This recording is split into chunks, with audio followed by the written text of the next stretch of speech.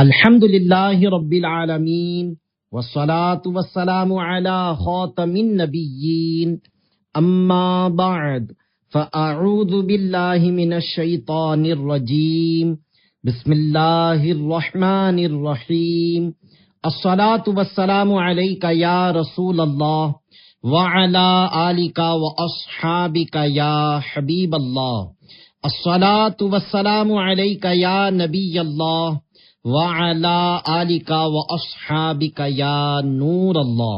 ماہ رمضان ماہ نیک اعمال، دعائے عطار۔ یا رب المصطفیٰ، جو کوئی 20 صفحات کا رسالہ ماہ رمضان ماہ نیک اعمال پڑھ یا سن لے، اسے رمضان الکریم میں خوب نیک اعمال کرنے کی توفیق عطا فرما اور اسے ماں باپ اور خاندان سمیت بے حساب بخش دے، آمین بجاہ خاتم النبیین صلی اللہ علیہ وسلم۔ درود شریف کی فضیلت۔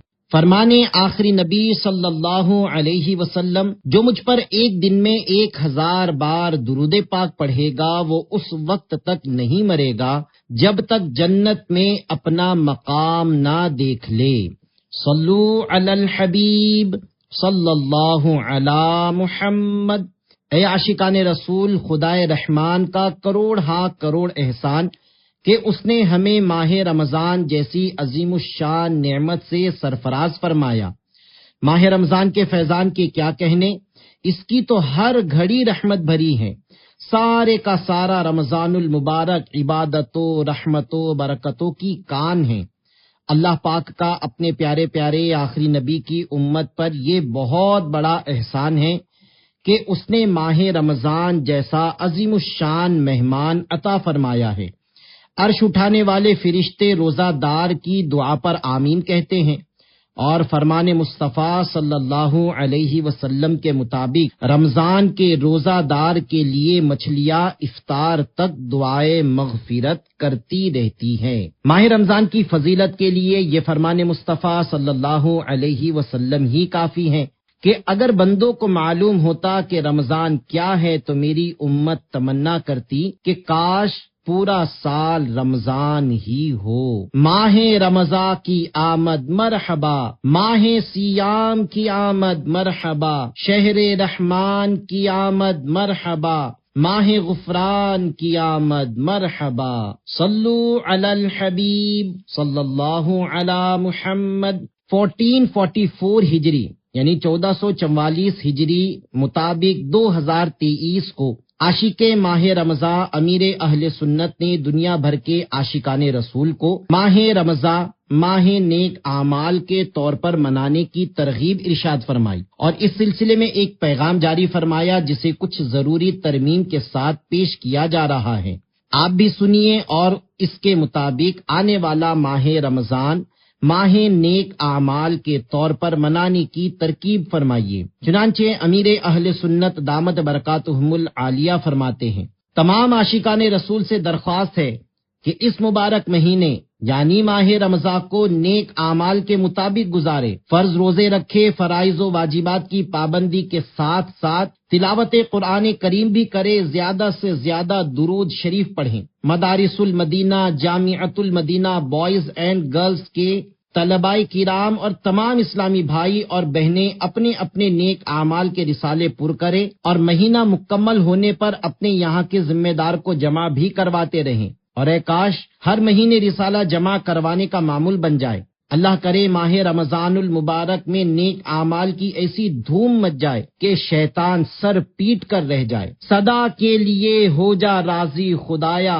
ہمیشہ ہو لطف و کرم یا الہی۔ ماہ رمضان ماہ نیک اعمال کے طور پر منانے والوں کے لیے دعائے عطار۔ یا اللہ پاک ماہ رمضان المبارک میں نیک اعمال منانے والوں والیوں، دوسروں کو اس کی ترغیب دلانے والے والیوں اور کسی بھی طرح اس کے لیے تعاون کرنے والوں والیوں کو دونوں جہانوں کی بھلائیوں سے مالا مال فرما۔ یا اللہ پاک ان کی پریشانیاں تنگ دستیاں دور فرما، اولاد کے طلبگاروں کو اولاد کی نعمت سے نواز اور ان کا سینہ مدینہ بنا، بار بار زیارت مدینہ سے مشرف فرما۔ یا رب غفار ان کی، ان کے والدین اور آنے والی نسلوں کی بے حساب مغفرت فرما۔ یا رب العالمین یہ تمام دعائیں مجھ گناہگاروں کے سردار کے حق میں قبول فرما، آمین بجاہ خاتم النبیین صلی اللہ علیہ وسلم۔ اے عاشقان رمضان، رمضان المبارک کی برکتوں کے کیا کہنے، یوں تو اس کی ہر ہر گھڑی رحمت بھری اور ہر ہر ساعت اپنے جلوں میں یعنی اپنے ساتھ بے پایا برکتیں لیے ہوئے ہیں، مگر اس ماہ محترم میں شب قدر سب سے زیادہ اہمیت کی حامل ہے۔ اسے پانے کے لیے ہمارے پیارے آقا مدینے والے مصطفیٰ صلی اللہ علیہ وسلم نے رمضان پاک کا پورا مہینہ بھی اعتکاف فرمایا ہے، اور آخری 10 دن کا بہت زیادہ اہتمام تھا۔ ایک مرتبہ سفر کی وجہ سے آپ صلی اللہ علیہ وسلم کا اعتکاف رہ گیا تو اگلے رمضان شریف میں 20 دن کا اعتکاف فرمایا۔ امیر اہل سنت دامت برکاتہم العالیہ فرماتے ہیں، تمام اسلامی بھائیوں کی خدمت میں عرض ہے کہ ہو سکے تو دعوت اسلامی کے دینی ماحول میں پورے ماہ رمضان شریف کا اعتکاف فرما لیجئے، وگرنہ نوکری وغیرہ سے فراغت پا کر بقیہ تمام وقت مسجد میں گزارے۔ انشاءاللہ الکریم دنیا و آخرت کی بے شمار بھلائیاں ہاتھ آئے گی۔ میری مدنی بیٹیاں اپنے اپنے گھر میں مسجد بیت میں اعتکاف کرے۔ مسجد بیت سے متعلق معلومات کے لیے مکتبۃ المدینہ کے رسالے گھریلو مسجد بنانا سنت ہے کا مطالعہ فرما لیجئے۔ اے عاشقان رمضان، یوں تو اعتکاف کے بے شمار فضائل ہیں، مگر عشاق کے لیے تو اتنی ہی بات کافی ہے کہ آخری عشرے کا اعتکاف سنت ہے۔ حدیث پاک میں ہے، جس شخص نے ایمان کے ساتھ اور ثواب حاصل کرنے کی نیت سے اعتکاف کیا، اس کے پچھلے گناہ بخش دیے جائیں گے۔ توحید و رسالت کا اقرار کرنے اور تمام ضروریات دین پر ایمان لانے کے بعد جس طرح ہر مسلمان پر نماز فرض قرار دی گئی ہیں، اسی طرح رمضان شریف کے روزے بھی ہر مسلمان مرد و عورت عاقل و بالغ پر فرض ہیں۔ اللہ پاک قرآن کریم میں ارشاد فرماتا ہے، پارہ 2 سورۃ البقرہ آیت نمبر 183، یا ایھا الذین آمنوا کتب علیکم الصیام کما کتب علی الذین من قبلکم لعلکم تتقون۔ ترجمہ کنز العرفان، اے ایمان والو تم پر روزے فرض کیے گئے جیسے تم سے پہلے لوگوں پر فرض کیے گئے تھے تاکہ تم پرہیزگار بن جاؤ۔ رمضان کے روزے سے متعلق 2 فرامین مصطفیٰ صلی اللہ علیہ وسلم۔ نمبر 1، جس نے رمضان کا روزہ رکھا اور اس کی حدود کو پہچانا اور جس چیز سے بچنا چاہیے اس سے بچا تو جو کچھ گناہ پہلے کر چکا ہے اس کا کفارہ ہو گیا۔ نمبر 2، جس نے ماہ رمضان کو پایا اور اس کے روزے نہ رکھے وہ شخص شقی یعنی بدبخت ہے۔ جو لوگ روزہ رکھ کر بغیر کسی صحیح مجبوری کے توڑ ڈالتے ہیں وہ لوگ اللہ پاک کے قہر و غضب سے خوب ڈرے۔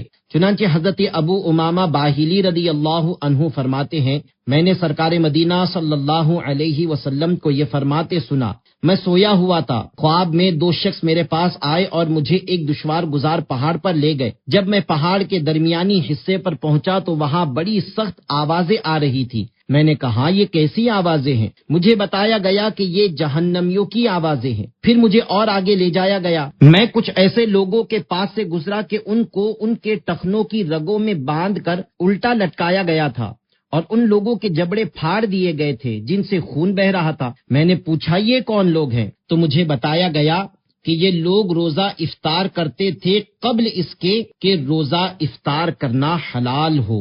ماہ رمضان تجھ میں جو روزے نہیں رکھتا کوئی وہ بڑا محروم ہے، بدبخت ہے، نادان ہے۔ اے عاشقان رسول، روزے کے لیے سحری سنت ہے، عموماً اس کے لیے عاشقان رسول اٹھتے ہی ہیں۔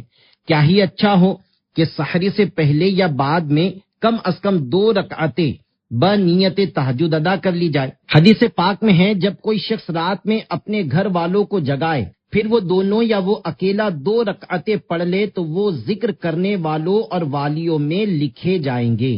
حضرت مفتی احمد یار خان نعیمی رحمت اللہ علیہ اس حدیث پاک کی شرح میں لکھتے ہیں، تہجد کے وقت تھوڑے ذکر کی برکت سے انسان ہمیشہ ذکر کرنے والوں کے زمرے میں آ جاتا ہے۔ ایک اور حدیث شریف میں ہے، رات میں قیام کو اپنے اوپر لازم کر لو کہ یہ اگلے نیک لوگوں کا طریقہ ہے اور تمہارے رب کریم کی طرف قربت کا ذریعہ اور گناہوں کو مٹانے والا اور گناہ سے روکنے والا ہے۔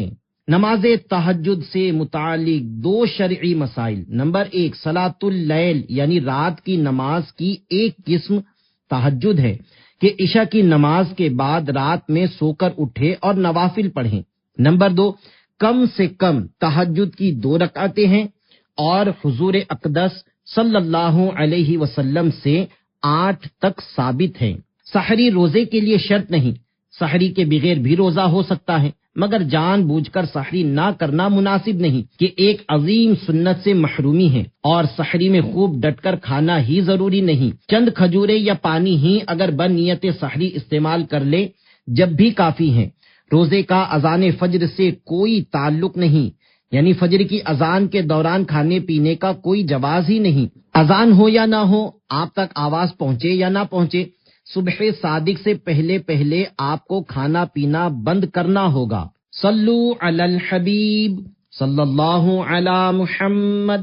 اے عاشقان رمضان، ہم ماہ رمضان ماہ نیک اعمال کے طور پر منا رہے ہیں، تو فرض نماز کیسے چھوڑ سکتے ہیں؟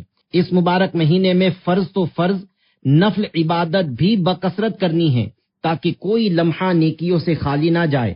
نماز اور وہ بھی با جماعت، ذہن نصیب پہلی صف میں تو کیا بات ہے۔ اللہ پاک کے پیارے پیارے آخری نبی مکی مدنی محمد عربی صلی اللہ علیہ وسلم نے ارشاد فرمایا، جو صبح کی نماز پڑھتا ہے وہ شام تک اللہ پاک کے ذمے میں ہے۔ حضرت علامہ عبد الرؤف مناوی رحمت اللہ علیہ لکھتے ہیں، خاص صبح یعنی فجر کی نماز کا ذکر کرنے میں حکمت یہ ہے کہ اس نماز میں مشقت یعنی محنت ہے، اور اس پر پابندی صرف وہی شخص کر سکتا ہے جس کا ایمان خالص ہو، اسی لیے وہ امان یعنی پناہ کا مستحق ہوتا ہے۔ بھائی مسجد میں جماعت سے نمازیں پڑھ صدا، ہوں گے راضی مصطفیٰ، ہو جائے گا راضی خدا۔ صلو علی الحبیب صلی اللہ علی محمد۔ اے عاشقان رمضان، اللہ پاک کی رحمت سے اس ماہ مبارک میں نفل کا ثواب فرض کے برابر اور فرض کا ثواب 70 گنا یا اس سے بھی زیادہ کر دیا جاتا ہے۔ جب اس مبارک مہینے میں نفل کا ثواب فرض کے برابر ہے تو نیکیوں کے معاملے میں بالکل سستی نہیں کرنی چاہیے۔ فرضوں سے پہلے اور بعد والی سنتیں اور نفل ادا کر کے اس کا اجر و ثواب لوٹیے۔ نبی کریم صلی اللہ علیہ وسلم نے فرمایا، جو روزانہ فرائض کے علاوہ 12 رکعتیں ادا کرے گا اس کے لیے جنت میں ایک گھر بنایا جائے گا، 4 رکعتیں ظہر سے پہلے اور 2 رکعتیں ظہر کے بعد، اور 2 رکعتیں مغرب کے بعد، اور 2 رکعتیں عشاء کے بعد، اور 2 رکعتیں فجر سے پہلے۔ میں 5 نمازیں پڑھوں با جماعت، ہو توفیق ایسی عطا یا الہی، میں پڑھتا رہوں سنت وقت ہی پر، ہو سارے نوافل ادا یا الہی۔ اے عاشقان رمضان، الحمدللہ رمضان المبارک میں جہاں ہمیں بے شمار نعمتیں میسر آتی ہیں، انہی میں تراویح کی سنت بھی شامل ہیں۔ تراویح کی نماز صرف 7، 10 یا 15 روزہ نہیں بلکہ پورے ماہ رمضان پڑھنی ہوتی ہے۔ اس کی فضیلت کی بھی کیا بات ہے، چنانچہ اللہ پاک کے آخری نبی محمد عربی صلی اللہ علیہ وسلم ارشاد فرماتے ہیں، جو رمضان میں ایمان کے ساتھ اور طلب ثواب کے لیے قیام کرے تو اس کے گزشتہ گناہ بخش دیے جائیں گے۔ حضرت مفتی احمد یار خان رحمت اللہ علیہ اس حدیث پاک کے تحت فرماتے ہیں، تراویح کی پابندی کی برکت سے سارے صغیرہ یعنی چھوٹے گناہ معاف ہو جائیں گے، کیونکہ کبیرہ گناہ یعنی بڑے گناہ توبہ سے اور حقوق العباد یعنی اللہ پاک کی بارگاہ میں توبہ کے ساتھ حق والے کے معاف کرنے سے معاف ہوتے ہیں۔ پیارے پیارے اسلامی بھائیوں، میرا حسن ظن ہے کہ امیر اہل سنت دامد برکاتہم العالیہ کا ہر لمحہ اللہ پاک کی رضا و فرما برداری والے کاموں میں ہی گزرتا ہے۔ ماہ رمضان المبارک میں تو اس قدر عبادت و ریاضت کا ذوق و شوق بڑھ جاتا ہے کہ اس کی مثال ملنا مشکل ہے۔ تقریباً 78 سال عمر مبارک ہو جانے کے باوجود بھی آپ رمضان المبارک میں روزانہ مکمل 20 تراویح ادا فرماتے ہیں۔ گزشتہ تقریباً 3 یا 4 سال سے گھٹنوں میں تکلیف کی وجہ سے مفتی صاحب اور ڈاکٹر کے مشورے سے بیٹھ کر نماز ادا فرما رہے ہیں۔ نہ صرف تراویح بلکہ کمزوری اور بڑی عمر کے باوجود اشراق و چاشت، اوابین وغیرہ کا اہتمام بھی فرماتے ہیں۔ رمضان المبارک کے سچے عاشق امیر اہل سنت دامد برکاتہم العالیہ فرماتے ہیں، میری زندگی کے انتہائی خوشی کے 3 مواقع ہیں۔ نمبر 1، ربیع الاول شریف کے پہلے 12 دن، خصوصاً عید میلاد النبی صلی اللہ علیہ وسلم 12 ربیع الاول شریف کا دن۔ نمبر 2، حاضری مدینہ، اور نمبر 3، رمضان المبارک کی آمد۔ تراویح سے متعلق چند ضروری مسائل۔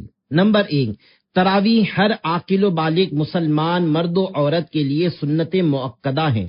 نمبر 2، تراویح کی 20 رکعتیں ہیں۔ مسلمانوں کے دوسرے خلیفہ حضرت عمر فاروق اعظم رضی اللہ عنہ کے عہد میں 20 رکعتیں ہی پڑھی جاتی تھی۔ نمبر 3، تراویح کی جماعت سنت مؤکدہ علی الکفایہ ہیں۔ اگر مسجد کے سارے لوگوں نے چھوڑ دی تو سب اساءت کے مرتکب ہوئے، یعنی برا کیا، اور اگر چند افراد نے با جماعت پڑھ لی تو تنہا پڑھنے والا جماعت کی فضیلت سے محروم رہا۔ نمبر 4، تراویح مسجد میں با جماعت ادا کرنا افضل ہے۔ اگر گھر میں با جماعت ادا کی تو ترک جماعت کا گناہ نہ ہوا، مگر وہ ثواب نہ ملے گا جو مسجد میں پڑھنے کا تھا۔ عشاء کے فرض مسجد میں با جماعت ادا کر کے پھر گھر یا ہال وغیرہ میں تراویح ادا کیجیے۔ اگر بلا عذر شرعی مسجد کے بجائے گھر یا ہال وغیرہ میں عشاء کے فرض کی جماعت قائم کر لی تو ترک واجب کے گناہ گار ہوں گے۔ نمبر 5، نابالغ امام کے پیچھے صرف نابالغان ہی تراویح پڑھ سکتے ہیں۔ اے ہمارے پیارے پیارے اللہ پاک، ہمیں نیک، مخلص اور درست قرآن کریم پڑھنے والے حافظ صاحب کے پیچھے خشوع و خضوع کے ساتھ تراویح ادا کرنے کی سعادت نصیب کر اور قبول بھی فرما، آمین، بجاہ خاتم النبیین صلی اللہ علیہ وسلم۔ صلو علی الحبیب صلی اللہ علی محمد۔ اے عاشقان رمضان، فجر کی نماز کے بعد اپنے یہاں مسجد میں لگنے والے تفسیر قرآن کے حلقے میں شرکت کر کے قرآن کریم کے نور سے اپنے سینے کو منور یعنی روشن کیجیے۔ صبح کے وقت قرآن کریم کی ایک آیت سیکھنے یا علم کا ایک باب سیکھنے کی بڑی برکتیں ہیں۔ ہمارے پیارے پیارے آقا صلی اللہ علیہ وسلم نے حضرت ابو ذر رضی اللہ عنہ سے ارشاد فرمایا، اے ابو ذر، تمہارا اس حال میں صبح کرنا کہ تم نے اللہ پاک کی کتاب سے ایک آیت سیکھی ہو، یہ تمہارے لیے 100 رکعتیں نفل پڑھنے سے بہتر ہیں، اور تمہارا اس حال میں صبح کرنا کہ تم نے علم کا ایک باب سیکھا ہو جس پر عمل کیا گیا یا نہ کیا گیا تو یہ تمہارے لیے 1000 نوافل پڑھنے سے بہتر ہیں۔ تفسیر قرآن سننے یا پڑھنے اور فیضان سنت سے 4 صفحات پڑھنے کے بعد منظوم شجرہ عالیہ قادریہ رضویہ عطاریہ پڑھ کر اپنے مشائخ کرام، پیر و مرشد اور والدین کو ایصال ثواب بھی کیجیے۔ شجرہ عالیہ قادریہ سے صبح کے اوراد و وظائف پڑھتے ہوئے اشراق و چاشت کے وقت تک ذکر خداوندی میں مشغول رہیے کہ اس کی بھی بڑی فضیلت ہے۔ پھر وقت ہو جانے پر اشراق و چاشت کے نوافل ادا کیجیے۔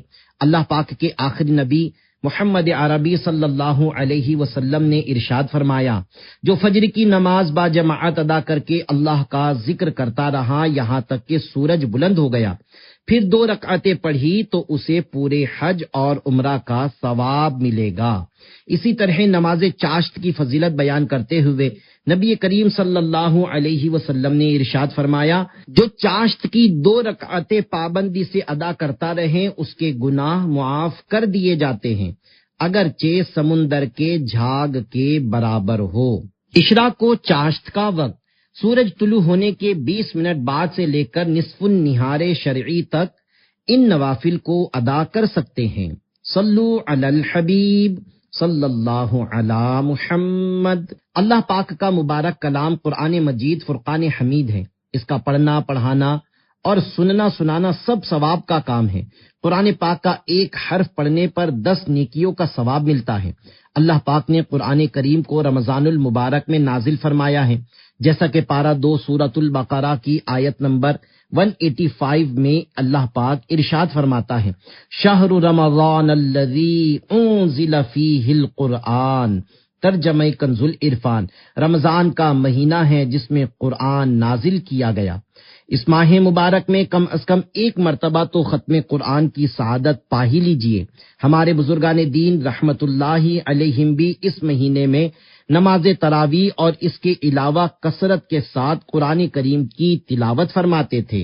نمبر 1، کروڑوں حنفیوں کے امام حضرت امام اعظم ابو حنیفہ رحمت اللہ علیہ رمضان المبارک میں ماں عید الفطر 62 قرآن پاک ختم کرتے ہیں۔ نمبر 2، کروڑوں شافعیوں کے امام حضرت امام شافعی رحمت اللہ علیہ ماہ رمضان میں 60 قرآن پاک ختم کرتے تھے اور سب نماز میں ختم کرتے۔ نمبر 3، حضرت ابو اشہب رحمت اللہ علیہ بیان کرتے ہیں کہ حضرت ابو رجا رحمت اللہ علیہ رمضان المبارک میں ہمارے ساتھ حالت قیام میں 10 دنوں میں قرآن مجید ختم کرتے تھے۔ نمبر 4، حضرت سیدنا سلام بن ابی مطیع رحمت اللہ علیہ سے مروی ہے کہ حضرت سیدنا قتادہ بن دعامہ رحمت اللہ علیہ عام دنوں میں 7 راتوں میں ایک مرتبہ قرآن مجید ختم کیا کرتے، رمضان المبارک میں 3 راتوں میں اور آخری عشرے کی ہر رات میں ایک قرآن پاک ختم کرتے تھے۔ تلاوت کی توفیق دے دے الہی، گناہوں کی ہو دور دل سے سیاہی۔ اللہ پاک کی رضا حاصل کرنے کے لیے مال کے ایک حصے کا جو شرع نے مقرر کیا ہے، مسلمان فقیر غیر ہاشمی کو مالک بنا دینا زکوٰۃ کہلاتا ہے۔ آزاد مسلمان عاقل بالغ اور صاحب نصاب پر زکوٰۃ فرض ہے۔ اللہ پاک نے قرآن کریم میں کئی مقامات پر زکوٰۃ ادا کرنے کا حکم دیا اور اس کی اہمیت بیان فرمائی ہے، جیسا کہ وَأَقِيمُوا الصَّلَاةَ وَآتُوا الزَّكَاةَ، پارہ 1 سورۃ البقرہ آیت نمبر 43، ترجمہ کنز العرفان، اور نماز قائم رکھو اور زکوٰۃ ادا کرو۔ پیارے آقا صلی اللہ علیہ وسلم نے کئی احادیث کریمہ میں زکوٰۃ ادا کرنے کی ترغیب بھی دلائی ہے۔ 2 فرامین مصطفیٰ صلی اللہ علیہ وسلم۔ نمبر 1، تمہارے اسلام کا پورا ہونا یہ ہے کہ اپنے اموال کی زکوٰۃ ادا کرو۔ نمبر 2، اسلام کی بنیاد 5 چیزوں پر ہے، ان میں سے ایک زکوٰۃ ادا کرنا بھی ہے۔ زکوٰۃ کی ادائیگی فرض ہے اور نہ دینے والا فاسق، جبکہ ادا میں تاخیر کرنے والا گناہگار و مردود الشہادہ ہے، یعنی اس کی گواہی ناقابل قبول ہے۔ سب سے پہلے غریب، مسکین اور مفلس و نادار لوگوں کو ڈھونڈ کر انہیں زکوٰۃ دی جائے۔ وقت پر زکوٰۃ ادا کرنے سے غریبوں کو فائدہ پہنچتا ہے۔ قریبی رشتہ دار زکوٰۃ کے حقدار ہو تو انہیں زکوٰۃ دینا زیادہ اجر و ثواب کا باعث ہے۔ زکوٰۃ ادا نہ کرنے سے انفرادی و اجتماعی، دنیاوی اور اخروی ہر طرح کا نقصان پہنچ سکتا ہے، جیسا کہ آپ صلی اللہ علیہ وسلم نے ارشاد فرمایا، جو قوم زکوٰۃ نہیں دے گی اللہ پاک اسے قحط میں مبتلا فرمائے گا۔ اے عاشقان رسول، اللہ پاک توفیق دے تو زکوٰۃ کے علاوہ بھی اس ماہ مبارک میں رشتہ داروں، ہمسائیوں اور غریب مسلمانوں پر اپنا مال خرچ کیجیے۔ انہیں سحری اور افطاری کروا کر یا پھر ان کو راشن دے کر یا عید کی خریداری کے لیے انہیں رقم پیش کر کے یا جس طرح بھی ممکن ہو اپنی مالی حیثیت کے مطابق ان پر مہربانی کیجیے۔ اللہ کریم دونوں جہاں میں آپ کے ساتھ مہربانی والا معاملہ فرمائے۔ آمین بجاہ خاتم النبیین صلی اللہ علیہ وسلم۔ 2 فرامین مصطفیٰ صلی اللہ علیہ وسلم۔ نمبر 1، اللہ پاک ارشاد فرماتا ہے، اے ابن آدم، اپنا خزانہ صدقہ کر کے میرے حوالے کر دے، نہ جلے گا نہ ڈوبے گا اور نہ چوری ہوگا، قیامت کے دن تیری شدید حاجت کے وقت تجھے لوٹا دوں گا۔ نمبر 2، جو شخص اس چیز کو جس کی خود اسے حاجت ہو دوسرے کو دے دے تو اللہ پاک اسے بخش دیتا ہے۔ حضرت سیدنا عبداللہ بن عباس رضی اللہ عنہما فرماتے ہیں رسول اللہ صلی اللہ علیہ وسلم لوگوں میں سب سے بڑھ کر سخی تھے، اور رمضان شریف میں آپ صلی اللہ علیہ وسلم خصوصاً بہت زیادہ سخاوت فرماتے تھے۔ ہاتھ اٹھا کر ایک ٹکڑا اے کریم، ہے سخی کے مال میں حقدار ہم، صلو علی الحبیب صلی اللہ علی محمد۔ اے عاشقان رسول، ماہ رمضان میں کی جانے والی نیکیوں میں سے ایک اہم نیکی دین کی خدمت کے لیے چندہ کرنا بھی ہے۔ خوش نصیب ہے وہ عاشقان رسول جو رمضان شریف کے مبارک دن اور راتوں میں اللہ پاک کے دین کی مدد کے لیے چندہ کرتے ہیں۔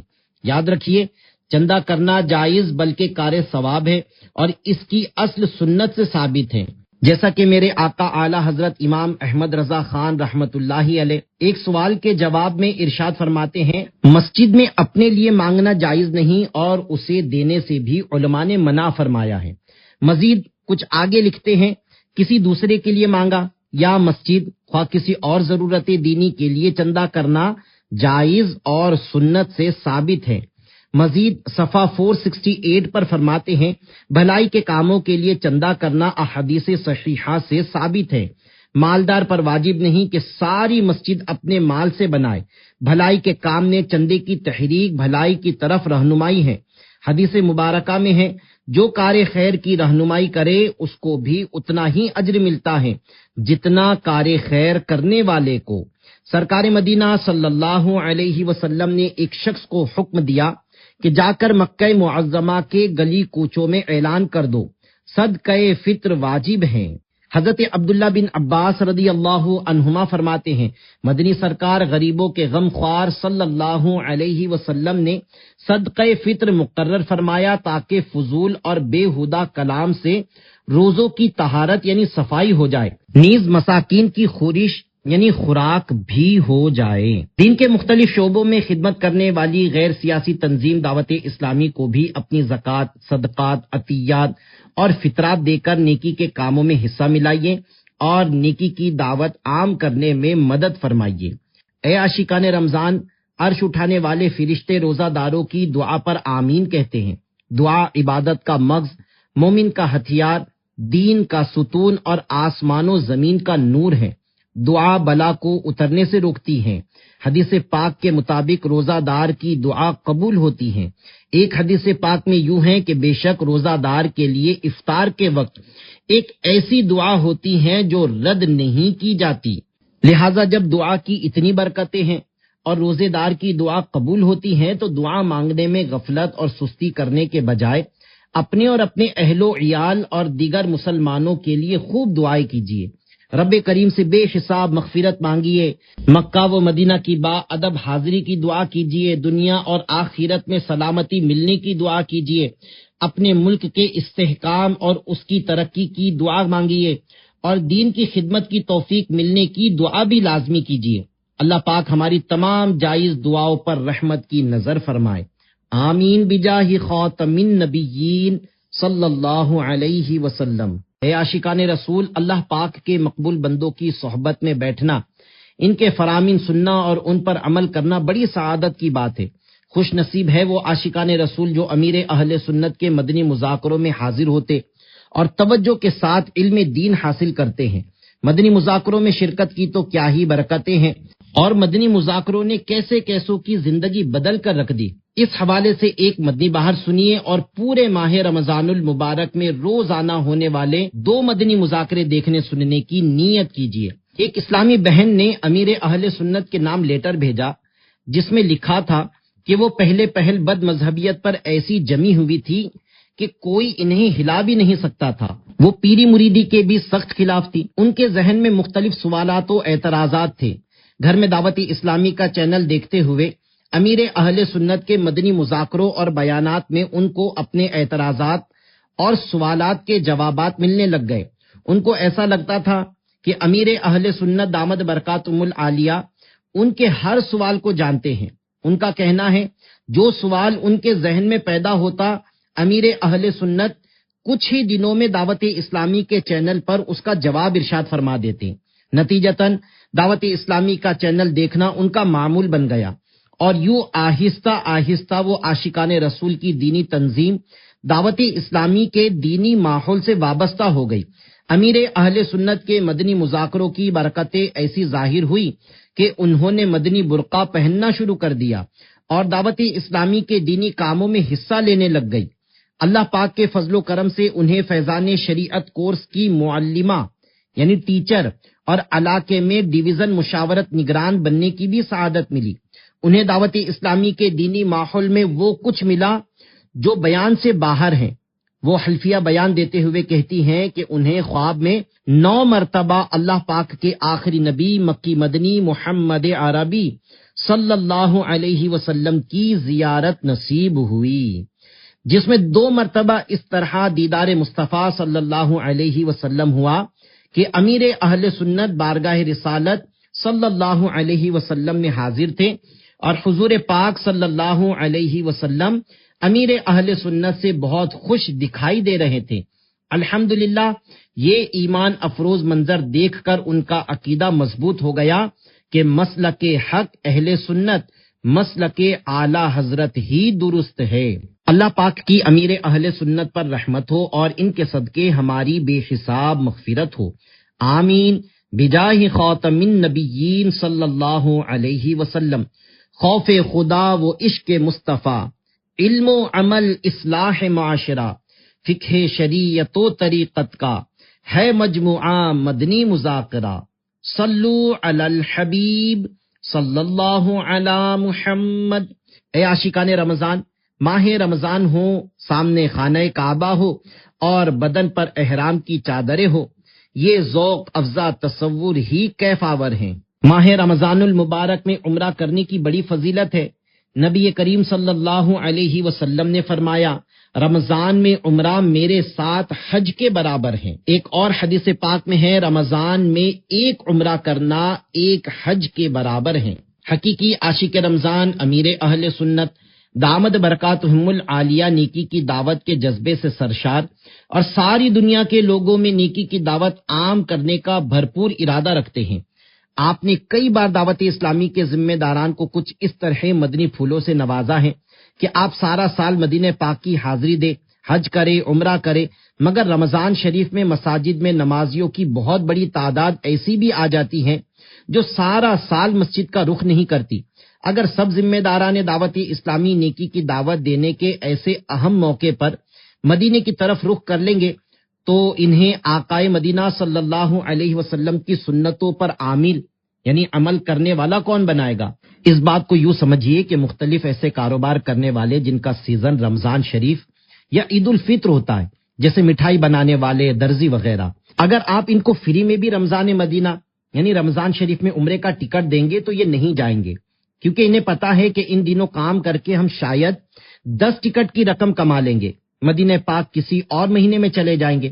جب دنیا کی حقیر رقم حاصل کرنے کا جذبہ رکھنے والے مفت میں بھی رمضان مدینہ کی سعادت نہیں پا رہے تو دنیا بھر میں نیکی کی دعوت عام کرنے اور ساری دنیا کے لوگوں کی اصلاح کا جذبہ رکھنے والا اس عظیم مقصد کو پورا کرنے کے لیے اپنے وطن میں اس اہم موقع پر نیکی کی دعوت کے لیے کیوں نہیں رکتا؟ الحمدللہ الکریم، عاشقان رسول کی دینی تنظیم دعوت اسلامی کے تحت ہونے والے آخری عشرے اور پورے ماہ رمضان کے اعتکاف میں ہزاروں معتکفین مسجد میں آ جاتے ہیں.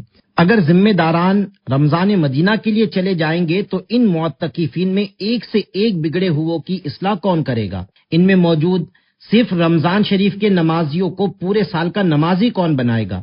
انہیں سنت کے مطابق زندگی گزارنے والا کون بنائے گا؟ میں ذمہ داران دعوت اسلامی کو درخواست ہی کر سکتا ہوں، مدینے کی حاضریوں کے اور بھی مواقع ہیں، چلیں ایک بار رمضان مدینہ کی سعادت حاصل کریں.